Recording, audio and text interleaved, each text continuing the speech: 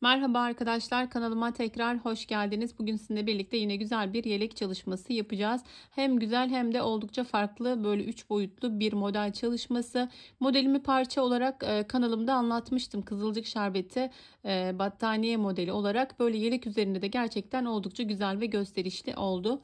Robamızda daha önce çalıştığımız robalardan bir tanesi üçlü yapıyorduk bunu arkadaşlar. Ben ikili şekilde daha böyle minik şekilde yapmayı tercih ettim. Şimdi birlikte hem roba hem yeleği baştan sona birlikte yapacağız. Ben yeleğimi 1 yaş için çalıştım. 6 ay, yani 6 aydan 1,5 yaşa kadar giydirilebilir. Tabii çocuğunuzun yapısına göre bu değişebilir. Baby One ve 3 numara şişle ördüm arkadaşlar. Farklı kalınlıkta, yani daha kalın bir ipten yaparsanız bu sayılarda başlamanıza rağmen 2 yaş yelekte elde edebilirsiniz. Verdiğim sayılar her zaman benim kullandığım ip ve şiş numarasına göre. Şimdi yine aynı kalınlıkta bir ipte başlayacağım arkadaşlar. Renk kodu 699, böyle oldukça güzel bir tonu var. 3 numara şiş ile öreceğiz. Yeleğimizi 79 ilmek başlıyoruz. 13 ilmek önlerde var, 9 ilmek kollarda var, arkada 19 ilmeğimiz var, 4'er ilmek de beden araları var arkadaşlar. 18 artırma yapıyoruz robamızda. Şöyle görebilirsiniz. Normalde 2 yaşı 20-22'ye kadar yapabilirsiniz. 1 yaş yaptığım için 18 kez artırdım. Sonrasında modelle devam ettim. 4 diş haroşa örelim. 79 ilmek başlayalım. 4 diş haroşamızı örelim ve hemen robamın kurulumuyla devam edelim. Evet, ben robamı 3 numara şişe başladım arkadaşlar. Başlangıcı ve haroşa örgüyü göstermiyorum. Zaten yelek yapıyorsanız eğer artık bu aşamaları geçmişsiniz diye düşünüyorum. O yüzden yapamayan arkadaşlar yine kanalımda başlama videosu, haroşa videoları, bunları izleyebilirler. 4 diş haroşamı ördüm. Henüz arka sırasını tamamlamadım. Burada ilk iliğimi açacağım arkadaşlar. İlk iliği söylemediğime dair bazı yeleklerde oldukça şikayet alıyorum, ama zaten hani ilk kez örmeyecekseniz, yani ilk kez örecekler için belki önemli bir detay olabilir, ama zaten hani her yelekte mutlaka yaka haroşasından, yani 4 diş 5 dişten sonra açabiliriz. 4 ilmeğimi ördüm, 1 ilmek doladım, 1 ilmek kestim. Bu şekilde iliğimizi açmış oluyoruz. Yaka düşürme uygulayacağız. Her modelde uyguladığımız gibi. Onun için önlerde 13 ilmeğimiz vardı. Öncelikle arka sıramızı 13 ilmek kalana kadar tamamlayalım. Evet, 4 diş haroşamızı ördük. 79 ilmek başlayıp burada arka sırada, yani 4. haroşamızın arkasında iliğimizi açtık. Şimdi sol şişimizde 13 ilmeğimiz var. Buradan geri dönüş yapacağız arkadaşlar, yaka düşürme tekniği yaptığımız için. Ben bu robayı kullanmayı tercih ettim. Eğer zorlanırsanız eğer aynı sayılarda başlayıp robanızı farklı roba çalışabilir. At modeli yine altına uygulayabilirsiniz. 13 ilmek kalmıştı arkadaşlar sol şişimizde. Sadece önden 2 ilmeği örüyoruz. 11 ilmeğimiz kalıyor. 13 bizim ön sayımızdı. 11 ilmek kaldı. İkisini ördük ilmeğimizin. Bir ilmeği örmeden taktım. Bu şekilde alıyorum ve bir ilmek örüyorum. Öndeki ilmek sayımız şu an şişimizde, sağ şişimizde 13 ilmeğimiz var. Artırıyorum. 1 2 3 4. Artırıyorum. Kol için 9 ilmek örüyoruz. 1 2 3 4 5 6 7 8 ve 9. Sizler işaretleyici kullanabilirsiniz. Ben sayarak yapmayı tercih ettim. Artırdım yine 9 ilmekten sonra 1 2 3 4 ilmek tekrar beden arasını koyduk. Şimdi arka için 19 ilmek örüyoruz. Artırdım 4 ilmekten sonra 1 2 3 4 5 6 7 8 9 10 11 12 13 14 15 16 17 18 ve 19. 19 ilmeğimizi de ördük. Tekrar artırdık. 4 ilmek daha örüyoruz. 2 3 ve 4. Şöyle kontrolümüzde yapalım. Tekrar artırdım. 9 ilmek kol örüyoruz. 2 3 4, 5, 6, 7, 8, 9. Tekrar artırıyorum. 1, 2, 3, 4 ilmek buradaki yine beden arasındaki modeli uyguladık. Buradan da sadece 2 ilmek örüyoruz arkadaşlar. Şişimizde bakın 2, 4, 6, 8, 10. Burada da 11 ilmeğimiz kalıyor. Buradan da dönüş yapıyoruz. İlmeğimi bakın, ilk ilmeğimi örmeden aldım. Arka sıramız ters örgü olacak tamamen. Ama buralarda bakın işlem uyguluyoruz arkadaşlar. 4 yaptığımız yerler vardı. Şöyle arkada da görebilirsiniz. Bakın 4 ilmek örmüştük. Aralarında artırmıştık. Buradaki ilmeklerimizi çift olarak örüyoruz. Yani çift doluyoruz üzerine. Şişimizi taktık. 2 kez doladık. Şişimizi geçirdik. 2 kez doladık. Şişimi taktım. 2 kez doladım. Bu 4 ilmeğimizi çift çift dolayarak ördürüyoruz. Diğer ilmeklerimizi ters örüyoruz. Ters öreceğim ilmekleri hızlıca geçiyorum.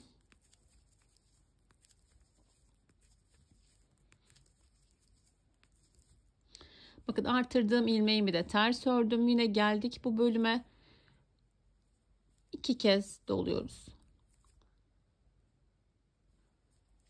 Bunun sebebini de yapmadıysanız eğer şimdi ilerleyen sıralarımızda göreceksiniz. 2 kez dolayarak ördürdük. Diğer ilmeklerimizi ters olarak örüyoruz. Arka sırada bu işlemi unutmamamız gerekiyor arkadaşlar. Bir sıra yapacağız arkada, bir sıra yapmayacağız. Ben de en zorlandığım robalardan bir tanesi diyebilirim. Çünkü unutuyorum.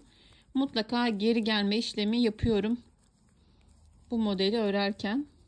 Çünkü genelde arka sıralar işlem olmayan sıralardır. Hani normal dümdüz öreriz. Ters pardon. Şimdi yine geldik bakın 4 ilmeğimizde. 1, 2. Şişimizi takıyoruz.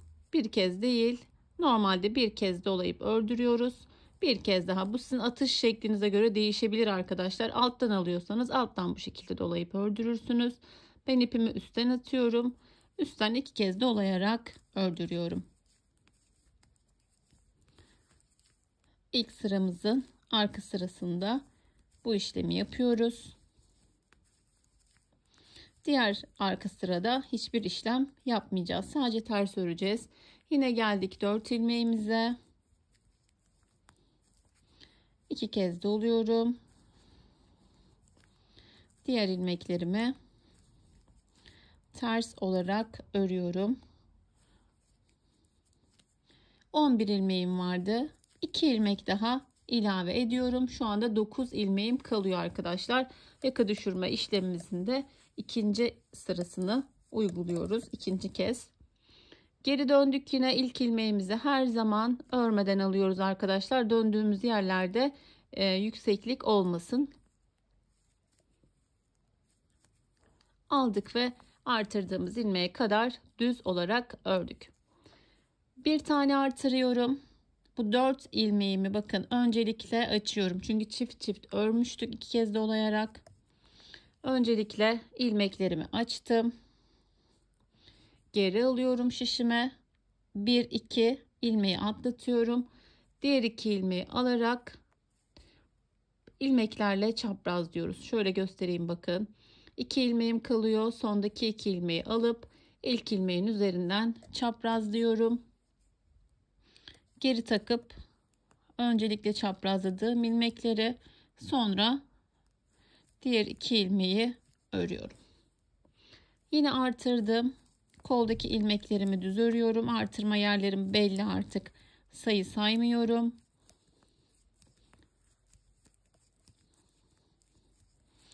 Artırdığım ilmeğim bakın bunu da düz olarak ördüm. Çift çift doladığımız 4 ilmeğimizden önce hemen artırıyoruz. İlmeklerimizi öncelikle açıyoruz. Sonra sol şişimizi alıyoruz. Üçüncü aşama olarak bakın 2 ilmeği bırakıyorum. Sondaki 2 ilmeği o ilmeğin üzerinden atlatıyorum. Yani çaprazlamış oluyoruz ilmekleri. Öncelikle öndeki 2 ilmeği, bunu da tutuyorum bakın daha kolay olsun diye, sonra diğer 2 ilmeği ördürüyorum. Devam ediyorum. Oldukça keyifli bir model. Dediğim gibi arka sırada işlem yapmayı unutmuyoruz. Renk pembeye de oldukça güzel yakışacağını düşünüyorum arkadaşlar. Alt modeli kurulduktan sonra birlikte göreceğiz. Aradaki ilmeklerimi hemen hızlıca düz olarak ördüm. Yine geldik bakın çift aldığımız ilmeklerimize. Önce artırıyoruz. Mutlaka artırmayı unutmayalım. İlmeklerimi açıyorum. Geri alıyorum. 2 ilmeği geçiyorum. Diğer 2 ilmeği alıp o 2 ilmeğin üzerinden atlatıyorum. Diğer ilmekleri bakın tutuyorum burada karışmasın diye. Önce bu 2 ilmeği, sonra diğer 2 ilmeği örerek sıramı tamamlıyorum.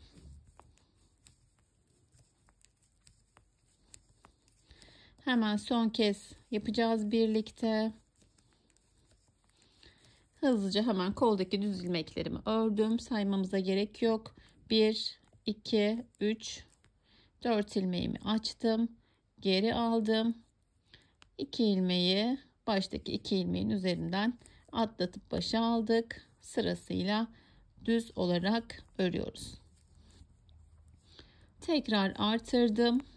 Bu modeli üçlü olarak detaylıca anlattım arkadaşlar. Yine takılırsanız oradan yardım alabilirsiniz. Son ilmeğim, bu ilmeğimi çevirdiğim için bu şekilde görünüyor arkadaşlar. Buradan da yine 2 ilmek örgüme ilave ediyorum. Burada da 9 ilmeğimiz kaldı. Geri dönüyoruz arka sıramıza. İlmeğimi örmeden aldım. Bu şekilde atlattım. Bu sırada 2 kez dolama işlemi yapmıyoruz. Söylemiştim. Sadece ilmeklerimizi gördüğümüz gibi örüyoruz. Yani ters örüyoruz tüm ilmeklerimizi. Bu şekilde ters örerek devam edelim arkadaşlar. Sonrasında ikinci artırma sıramızla devam edelim. Üçüncü. Evet, arka sıramı ördüm dönüş yaptığım yere kadar. Şimdi 2 ilmek daha ilave ediyoruz. Yaka düşürme işlemimiz tamamlanıyor arkadaşlar. Sadece 7 kenar patımız kaldı. İlmeğimi yine örmeden aldım. Bu şekilde çeviriyorum ilmeğimi ve düz örerek artırma noktasına kadar ilerliyoruz. Artık dediğim gibi saymamıza gerek yok. İlk sırada artıracağımız yerler belirleniyor. Bakın bu ilmeğimizi düz olarak örüyoruz. Burada artıracağız.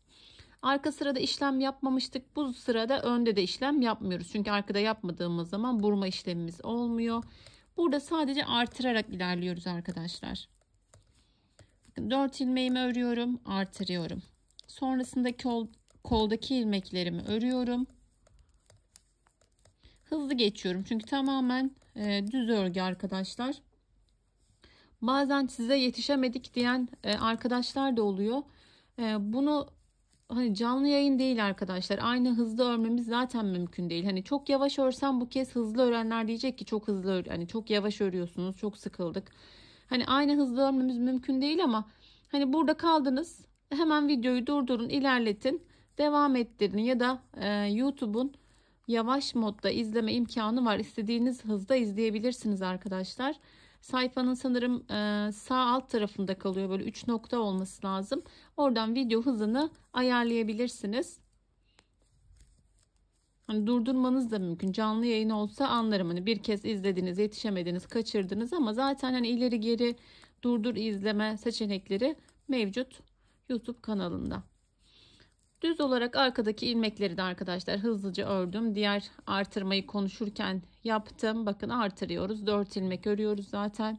Artırdım. 4 ilmeğimi ördüm.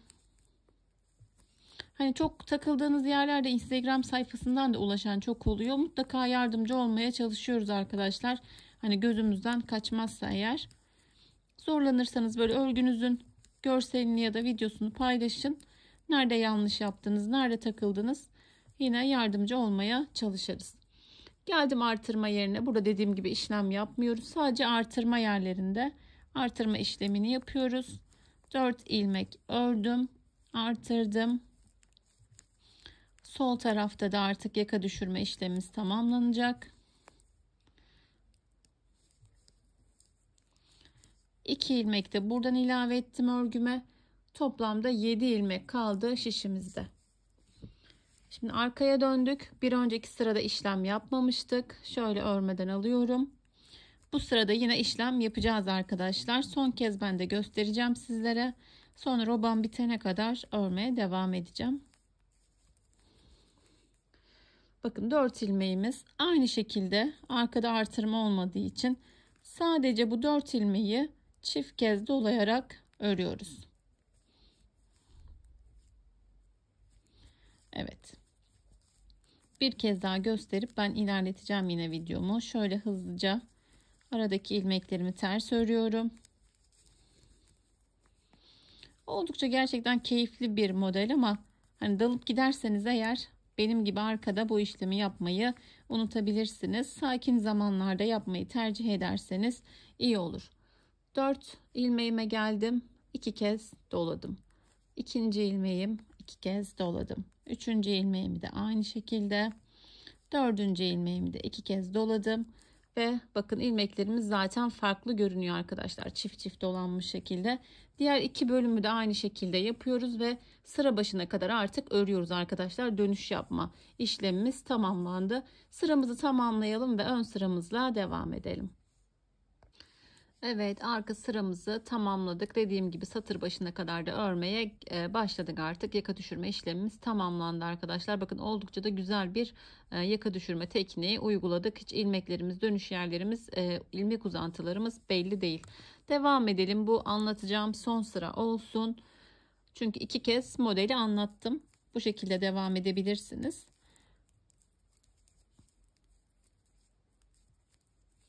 7 kenar patımızı örerek başladık. Yine artırma yerine kadar düz örerek ilerliyoruz.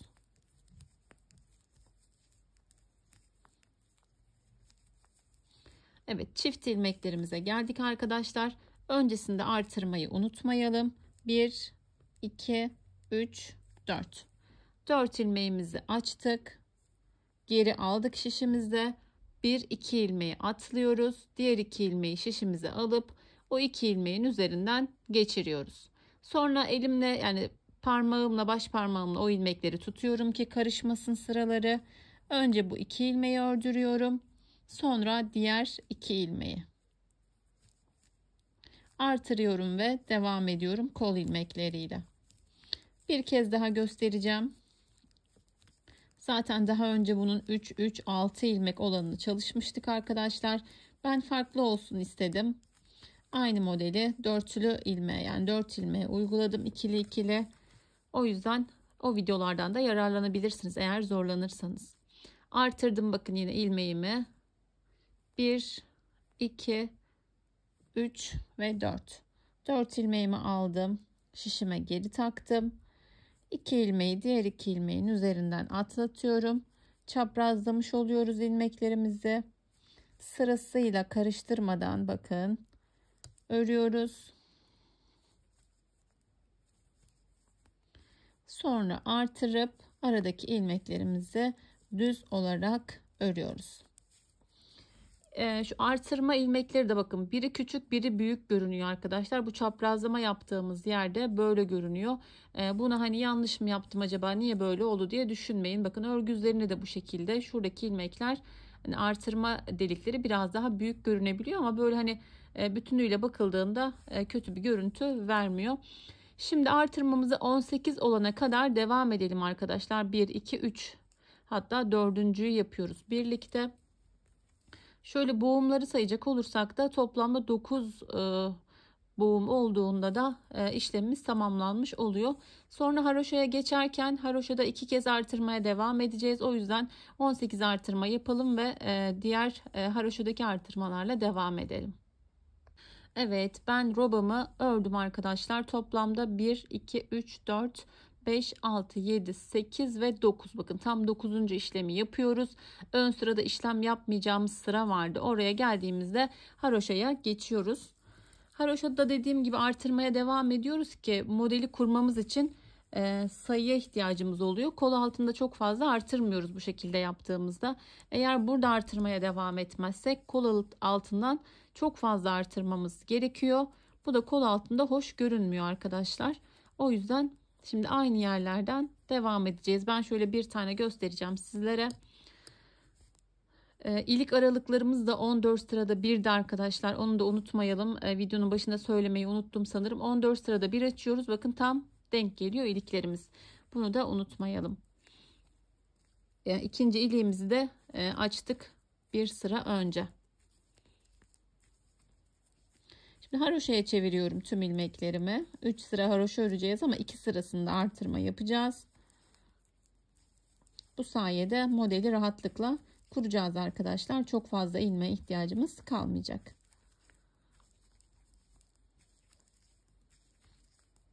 Toplamda 8 kez artmış olacak, sadece beden için söylüyorum. 8 ilmek eksik artıracağız kol altında. Bakın artırma yeri buradaydı arkadaşlar. Aynı yerde artırıyorum yine. Gizli artırma olarak bu kez. Yine 4 ilmek örüyorum. Burada artırmam gerekiyordu. Klasik gizli artırma yöntemiyle buralarda artırmaya devam edeceğiz. Her 4 bölmede de artırıyoruz. Bir sonraki sırada yine aynı yerden şöyle görebilirsiniz. Bakın aynı yerden bir kez daha artıracağız. 3. sıramızda artırmıyoruz. 3. sıranın arka sırasında da kol beden ayrımı yapacağız. Şimdi 3 diş haroşamızı örelim ve devam edelim. Evet, robomuzun haroşasını da tamamladık arkadaşlar. 2 sıra artırma yapmıştık. 3. sıramızda artırma yapmadık. 3. sıramızın da henüz arka sırasını tamamlamadık. Burada kol beden ayrımını yapacağız. Ben ayrımlarımı yaptım. Bu tür modellerde sayarak ayrım yapmıyoruz arkadaşlar. Ayrım yaptıktan sonra ilmeklerimizi sayıyoruz. Burada model arasında 4 ilmek vardı. Bunu ikisini bedene, ikisini kola verecek şekilde tam ortasından ayırıyoruz. Bu şekilde ayırdığımızda önlerde 35, toplamda 70, arkada 63 ilmeğimiz var arkadaşlar. Kolları çıkardığımızda 133 ilmeğimiz kalıyor bizim bedende. Modeli kurmamız için 147 ilmeğe ihtiyacımız var. Bunun için de kol altlarından 7'şer ilmek artırdığımızda bu sayıya ulaşmış oluyoruz arkadaşlar. Şimdi hem kesim yapacağız hem kol altından 7 buradan 7 buradan artıracağız. Sizler yine mutlaka sayı kontrolü yapın. Yani ben her kesimden sonra dahi, yani aslında artırdıktan sonra dahi beden modeline geçmeden sayımı mutlaka kontrol ederim. Sizler de kontrollü şekilde yaparsanız iyi olur. Kol kesimini yaptıktan sonra 133 ilmeğimiz kalacak. Sonrasında 7'şer ilmek artırdığımızda da 147 ilmeğe ulaşmış olacağız. Bu şekilde tam sayılı olarak modelimizi de kolaylıkla kurabileceğiz. Şimdi arka sırasını örüyorum haroşamın. Burada kol beden ayrımını yapacağım. Takip eden arkadaşlar biliyorlar zaten. Aynı teknikle, güzel bir teknikle kol beden ayrımını yapıyoruz. Şimdi bir ön bir kolu ters olarak örüyorum arkadaşlar haroşamı. Şöyle geliyoruz tam ayrım yerine kadar. Sizler işaretlemediyseniz eğer mutlaka hani önden takibini yapıp kolun bitimine kadar örüyoruz. Bir ön bir kolu örüyorum ve devam ediyoruz. Evet, bakın bir ön bir koldaki ilmeklerimi ördüm. Haroşamın da 3. sırasını tamamlamış oldum arkadaşlar. Geri dönüp burada kol kesme işlemini yapıyoruz. Şurada artık işaretleyicime gerek yok, hemen çıkarıyorum. Örgümün ön yüzünde olduğu için düz olarak kesiyorum koldaki ilmekleri. Kol kesiminde hep söylüyorum, çok sıkı kesmemeye özen gösteriyoruz ki kol ağzı daralmasın. Çok da bol da kesmiyoruz, ilmeklerimiz de kötü görünmesin. Esnek bir kesim yapmaya çalışıyoruz.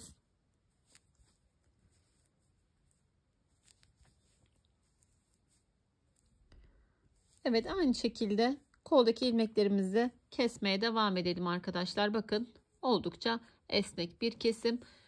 35 ilmek kalana kadar koldaki ilmeklerimizi kesiyoruz.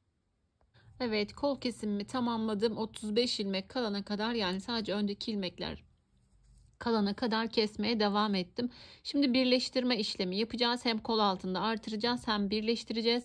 Kestiğimiz ve döndüğümüz yerde çıkıntı olmaması için arkadaşlar ilk kestiğimiz ilmeğimizi bu şekilde 2 kat olarak takıyoruz. Üçünü birlikte ördürdüğümüzde burada kesme ya da eksilme olmayacak. Şimdi geri dönüyorum. Hemen şişime 7 ilmek atıyorum. Kol altında 7 ilmek artırmamız gerekiyordu. 2, 3, 4, 5, 6, 7. Şöyle bir özetleyeyim isterseniz, ilk defa izliyorsanız videoyu. Arka sıramızın haroşasını örerek kol bölümün bitimine kadar geldik. Geri döndük, koldaki ilmeklerimizi kestik. Şimdi 7 ilmek artırdık ve burada birleştirme işlemini yapıyoruz.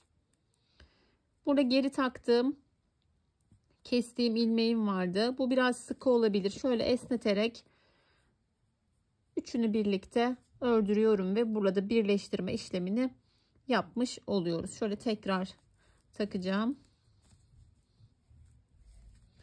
Evet, burayı birleştirdik. Şöyle 2 ilmek daha örgüme ilave ediyorum.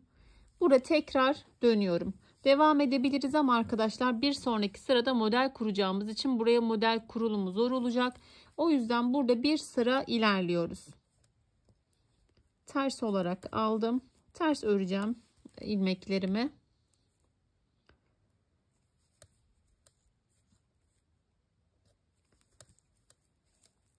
Yedi ilmeğimi örüyorum.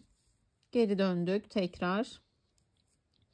Bu dönüşlerde örgümüzde hiçbir görüntü olmuyor arkadaşlar. Yani geri döndük acaba eksik mi diye düşünmeyin. Sadece kol altında işlem yaptığımız için örgümüz kaldığı yerden devam ediyor. Sadece 3 diş haroşamızı tamamlamış oluyoruz diğer bölümlerde. Burada mutlaka şu ilmek uzaması oluyor. Bunu da bu şekilde ipimin üzerine alarak ikisini birlikte ördürüyorum. Hem kenar ilmeği daha düzgün oluyor. Şuradan da 2 ilmek ilave ettim yine örgüme. Bakın bu şekilde yaptığımızda daha düzgün bir artırma oluyor arkadaşlar. Bakın bir anda kestik, artırdık, bir sıra ördük, geri dönüyoruz. Bir sıra daha örmüş oluyoruz. Şöyle ilmeğimi alıyorum. Arka sıramı örerek devam ediyorum artık. Kolda kesme ve artırma işlemini tamamladım.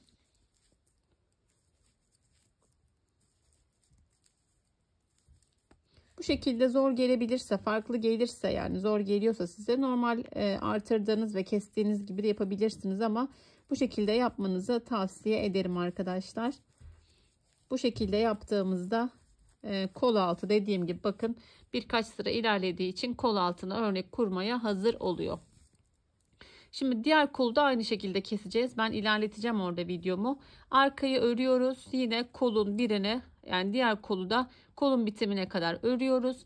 Aynı şekilde geri dönüp kesme işlemini yapıyoruz. Tekrar geri dönüyoruz. Burada 7 ilmek artırıyoruz. Burada yine aynı şekilde birleştirme işlemini yapıyoruz. Bir sıra örüyoruz, sonra geri dönüp satır başına kadar örerek kol altlarını model kurulumuna hazırlıyoruz. Dediğim gibi bu aşamada mutlaka, yani 2 kolu da artırdığınızda ilmek kontrolümüzü yapalım. 147 ilmekle modeli kuralım birlikte. Evet, her iki kol beden ayrımında yaptım arkadaşlar. Şu anda 147 ilmeğim var şişimde. Hemen modelin yapımına geçiyoruz. Modelin yapımında bir model anlattığımda sizler tekrarını izleyerek rahatlıkla ikinci modeli uygulayabileceksiniz.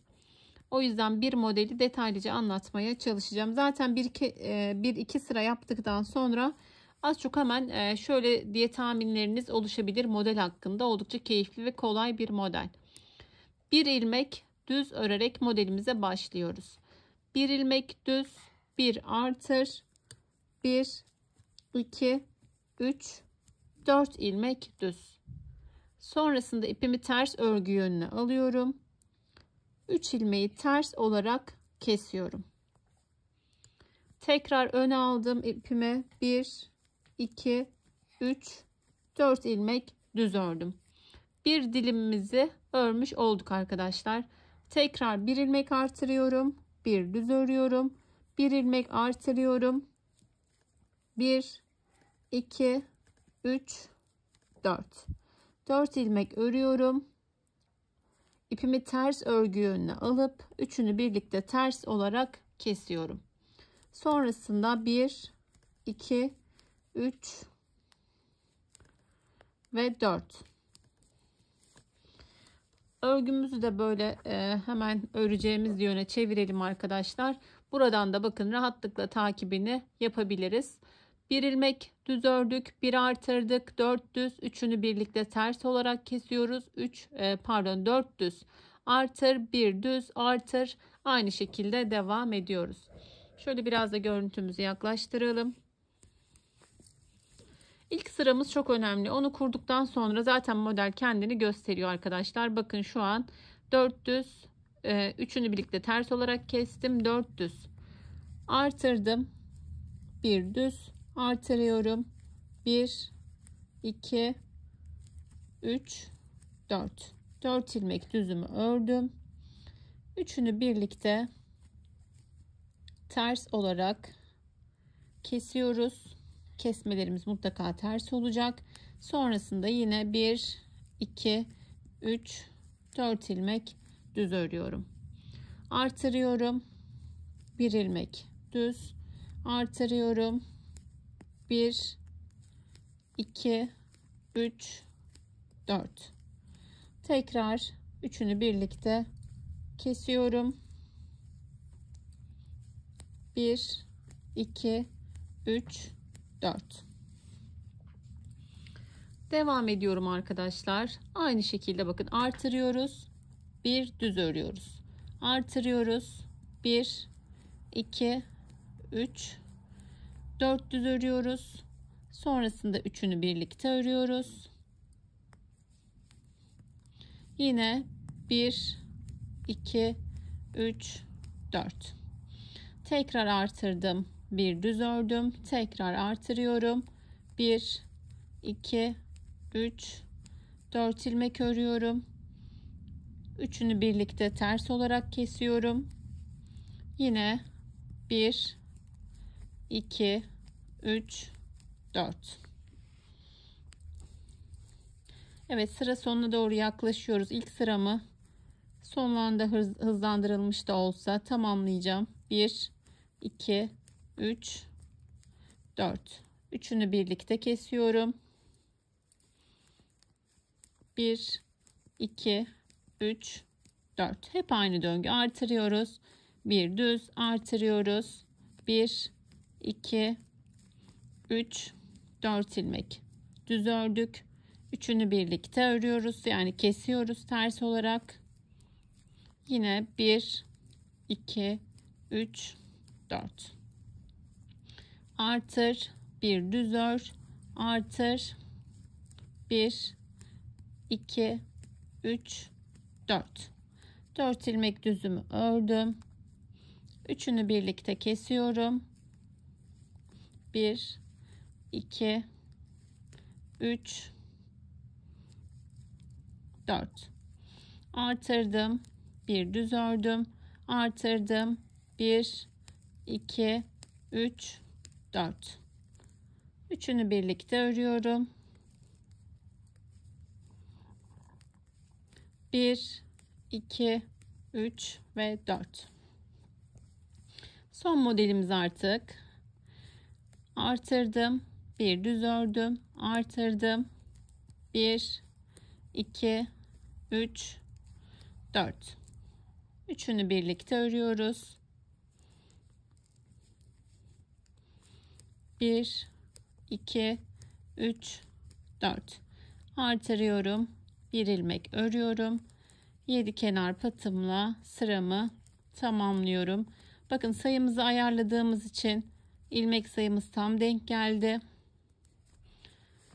Videoların büyük bir amacı da bu arkadaşlar. Eğer ki şöyle de olabilir. Yani belki 3 ilmeğiniz eksik geldi. 3 ilmeğinizi burada tamamlamaya çalışırsanız bu sefer önün biri küçük olur, biri büyük olur. O yüzden kol altlarında bu sayıyı sağladığımızda modeli tam sayılı olarak kuruyoruz. Hiçbir parçada da küçüklük ya da büyüklük olmuyor. Yani eşitsizlik olmuyor. Bu şekilde kurulumu tamamlıyoruz. Şimdi arka sıramız örgü boyunca tamamen ters örgü arkadaşlar. Hiç değişmiyor. Yani buradaki görüntü dahil önde ters örüyoruz. Yani şu görüntüden bahsettim ama örgü boyunca arka sıralarımız tamamen ters örgü olacak. Şimdi arka sıramızı ters olarak tamamlayalım ve ikinci sıramızla devam edelim. Evet arkadaşlar, ikinci sıramızla devam edeceğiz. Artık bu sıralar daha kolay. Çünkü bakın model yerleri belli oldu. Çok fazla sayı takibi yapmamıza gerek yok. Devam edelim hemen. Modelin videonun başına söylediğim gibi kısa bir anlatımını yapmıştım. Belki hani sizler de kısa bir parçada denerseniz zorlanan arkadaşlar daha kolay alışırsınız modelin yapımına. Bir düz bir artır ile başlamıştık. Bu kez 2 ilmek düz, yani artırdığımız ilmeğimizde düz örüyoruz. Tekrar artırıyoruz. Bu kez 1, 2, 3 ilmek düz örüyoruz. Kestiğimiz ilmek ortada kalacak şekilde yine ters olarak üçünü birlikte örüyoruz. Sonrasında 1, 2, 3 ilmek düz. Artırıyorum, bakın bir ilmek örmüştük arada. Burası artarak devam edecek. Baklava modelini andırıyor diyebiliriz arkadaşlar. 3 ilmek ördüm. Sonrasında yine 1, 2, 3 ilmek örüyorum. Bakın kestiğimiz ilmek ortada kalacak şekilde ters olarak üçünü birlikte örüyoruz. Sonrasında yine 1, 2, 3 ilmek artırdım. 1, 2, aradaki 3 ilmeğimizi ördük. Yani bakın şurası genişleyerek, burası da daralarak kapanacak. Yine 1, 2, 3 ilmek ördüm. Üçünü birlikte ters olarak kesiyorum. Yine 1, 2, 3 ilmek düz. Artırdım. 1, 2, 3 ilmek düz ördük. Tekrar artırdım. 1, 2, 3 ilmek düz. Bakın zaten model gösteriyor kendini. Üçünü birlikte ördürüyorum. 3 ilmeğimi de düz örüyorum. Son kez birlikte yapalım. Artık sıralarımı sıra sonuna kadar yapmayacağım. Şu bizim düz olan görüntümüz. 3 ilmeği düz olarak örüyoruz. Artırıyoruz. Artırma yerleri de zaten ajurlardan belli oluyor. Sonra geldik şu büyük dilime. 3 ilmeğimizi düz örüyoruz. Bakın ters olarak üçünü birlikte kesiyoruz. Tekrar 3 ilmek örüyoruz. Şöyle yapmadan model üzerinde de anlatayım arkadaşlar. Bazen daha kolay oluyor. Artırıyorum. 3 ilmeği düz örüyorum. Burada yine artırıyorum. 3 ilmek düz. Üçünü birlikte kesiyoruz. 3 ilmek düz. Bu şekilde sıra sonuna kadar ilerleyelim ve 3. sıramızla devam edelim. Evet, arka sıramızı ters ördük. Tüm ilmeklerimizi 3. sıramızda devam ediyoruz.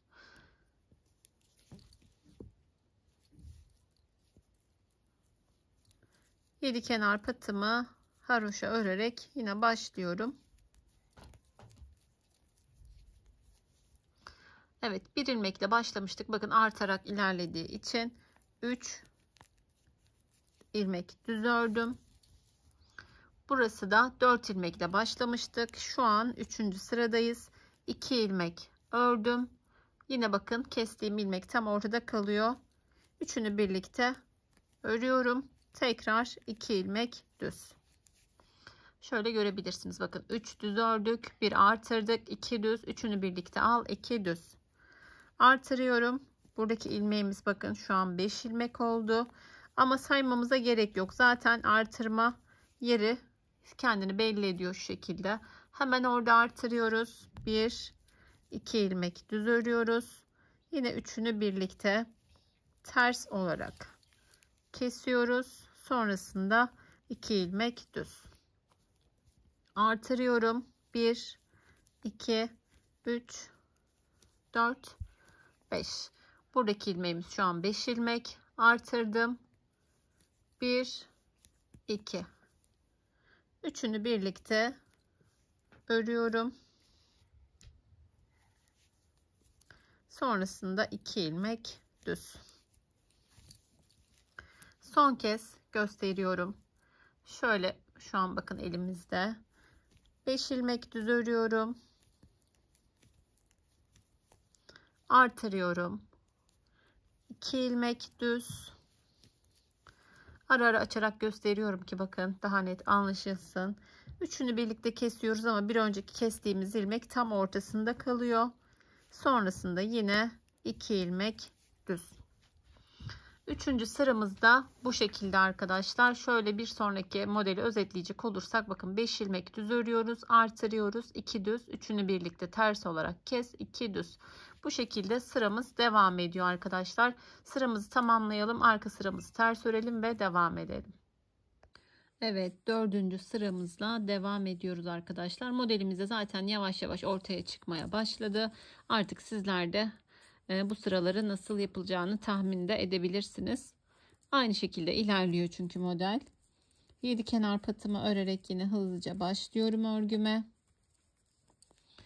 Bir ilmekle başlamıştık. Dördüncü sıramızda 4 ilmek oldu.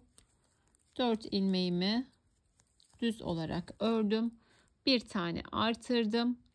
Artık burada bir ilmek düz örüyorum. Üçünü birlikte kesiyorum. Sonrasında yine bir ilmek, toplamda 3 ilmeğimiz kaldı arkadaşlar. Bir tane artırdık. 1, 2, 3, 4, 5, 6, 7. Yani aradaki tüm ilmekleri düz olarak örüyoruz. Tekrar artırdım. Bir düz ördüm. Ters olarak yine üçünü birlikte kesiyorum. Buradaki ters kesmemiz önemli. Şu görüntüyü veremeyiz arkadaşlar. Sonrasında yine bir ilmek artırıyorum. Aradaki ilmeklerimi düz olarak ördüm. Artırıyorum. Bir ilmek düz. Üçünü birlikte ters olarak kesiyorum. Sonrasında yine bir ilmek düz. Son kez yapalım arkadaşlar yine. 1, 2, 3, 4, 5, 6, 7. Artırıyorum. Bir ilmek düz. Sonrasında üçünü birlikte kesiyorum. Yine bir ilmek düz. Bu sıramızda bu şekilde, zaten dediğim gibi artık tahminen de yapabileceğiniz sıralar arkadaşlar. Aradaki ilmekler düz. Burada bir örüyoruz. Üçünü birlikte kesiyoruz. Bir örüyoruz. Bu şekilde yine sıramızı tamamlayalım ve devam edelim. Evet arkadaşlar, 5. sıramızla devam ediyoruz. Ajurlu da son sıramız. Sonrasında modelimiz aslında tamamlanmış olacak. Hemen hızlıca yine başlayalım. Kenar haroşamızla, kenar patımızla. 5. sıramızda burada tamamen artık 5 ilmeğimiz oluyor. Toplam 5 ilmeğimiz. Burada sadece kestiğimiz 3 ilmeğimiz kaldı arkadaşlar. Bir tane doluyorum. Üçünü birlikte ters olarak kestiğimiz için sadece ters olarak kesme işlemini yapıyoruz. Bakın ilmeğimiz bitti artık. Bir tane doluyorum. Aradaki ilmeklerimi düz olarak örüyorum. Her sırada olduğu gibi sadece buradaki ilmeklerimiz düz. Yine bakın geldik buradaki ters keseceğimiz ilmeklerimize. Artık kenarda örmemiz gereken ilmeğimiz kalmadı. Sadece 3 ilmek kaldığı için artırıyoruz. Ters olarak yine kesiyoruz.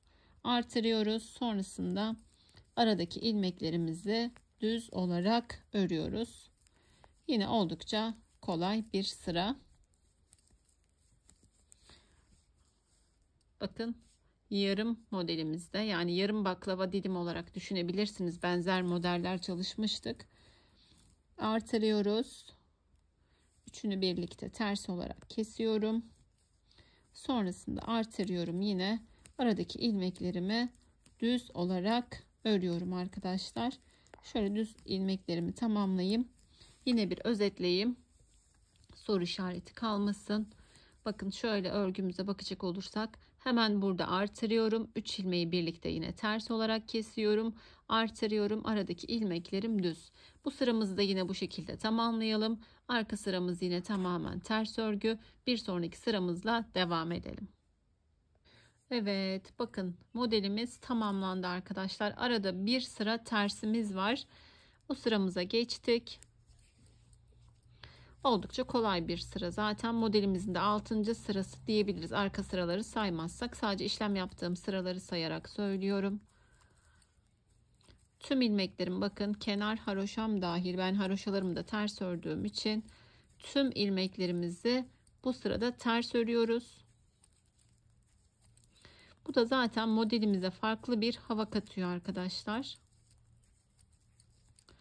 Sıra sonuna kadar örmeyeceğim tabii. Şöyle bir başlangıç yapmak istedim. Tüm ilmeklerimizi ters olarak örüyoruz. Hem ön sırada hem arka sırada bu şekilde öreceğiz. Ön sırada ters, arka sırada yine ters. Yani örgü boyunca aslında arkada hiçbir işlem yapmıyoruz. Sadece ters örerek ilerliyoruz. Ön sıralarda da işlem yaparak devam ediyoruz. Evet arkadaşlar, bakın bir sıra ters örüyorum. Arkada da ters örelim. Modeli dediğim gibi videoyu başa alarak dahi rahatlıkla kurabilirsiniz. Ama ben şöyle ikinci modele bir başlangıç yapmak istiyorum. Sonrasında videomu sonlandıracağım ve devam edeceğim.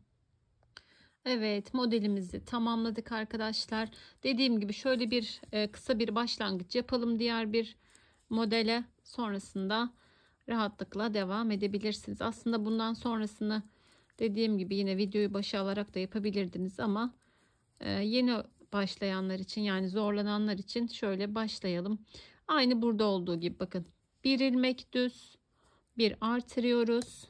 1, 2, 3, 4 ilmek örüyoruz. Yine aynı yere denk geliyor keseceğimiz ilmek. Tersten üçünü birlikte kesiyoruz. Sonrasında yine 1, 2, 3, 4. Bir tane daha yapalım. Artırıyoruz. Bir düz yapıyoruz. Artırıyoruz. 1, 2, 3, 4 ilmek. Düz örüyoruz. Sonra yine üçünü birlikte kesiyoruz. Burada önemli olan kaydırma yapmamak arkadaşlar. Çünkü modeller tam birbirinin üzerine denk geliyor. Bu şekilde ikinci bir modeli kuruyoruz ve devam ediyoruz aynı şekilde. Şöyle boyunu da ayarlayacak olursak toplamda 7 model olduğunda 1, 2, 3, 4, 5, 6, 7 yeleğimiz tamamlanıyor. 14 sırada bir ilk açtığımızda bakın iliğimiz tam denk geliyor arkadaşlar. Bu verdiğim sayılar 1 yaş içinde. Eğer 2 yaş yapacaksanız boyunu 8 örnek, enine bir örnek daha ilave ederek 159 ilmekle enini başlayabilirsiniz. Robayı yine 85-87 ilmek başladığınızda kol altında gerekli artırmaları yaparak 2 yaş içinde bu sayılarda ayarlayabilirsiniz. İlik aralıkları da 15 ya da 16 sırada bir denk gelecektir 2 yaş için yaparsanız. Yine parça modelini söylemiştim size, böyle kızılcık şerbeti battaniye modeli olarak paylaşmıştım. Bu şekilde anlatımını da yaptım arkadaşlar. Bunun videosunun linkini de yine eklerim. Belki kısa videoda daha net anlayabilirsiniz videoyu. Yapamayanlar için de bu videoyu açıklama kısmına link olarak ekleyeceğim. Evet arkadaşlar, baştan sona yeleğimi sizlere anlatmaya çalıştım. Umarım sizler de severek ve beğenerek yaparsınız. Yapacak olan herkese şimdiden kolay gelsin diyorum. Yeni bir model, yeni bir videoda görüşmek üzere. Allah'a emanet olun. Hoşça kalın.